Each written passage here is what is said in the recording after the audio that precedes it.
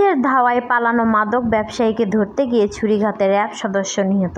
সিলেটে এক মাদক ব্যবসায়ীর ছুরিঘাতে ইমন আচার্য নামের র্যাপিড অ্যাকশন ব্যাটালিয়নের র্যাব ৯ একজন সদস্য নিহত হয়েছে। আজ শুক্রবার দুপুর সোয়া ১২টার দিকে নগর কোতোয়ালি মডেল থানার পাশ থেকে এ ঘটনা ঘটে।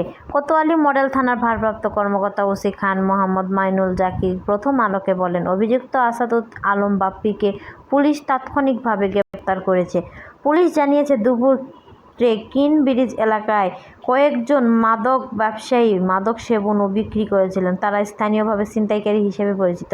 পুলিশের একই টহল দল তাদের দেখে ধাওয়া করে। এ সময় মাদক ব্যবসায়ী চক্রের সদস্যরা দৌড় দেন। আসাদুল আলম বাপ্পি নামের এক মাদক ব্যবসায়ী তখন তোপখানা এলাকার রাস্তার দিকে দৌড় দেন। ওই রাস্তা সিলেট বিভাগীয় বন কর্মকর্তা কার্যালয়ের সামনে তখন পায়চারি করছিলেন র্যাবের কনস্টেবল ইমন আচার্য। এ সময় তিনি ওই মাদক ব্যবসায়ীকে ঝাপটে ধরেন। সঙ্গে সঙ্গে আসাদুল ওই র্যাব সদস্যের বুকে বাম পাশে ঢাকু দিয়ে আঘাত করেন।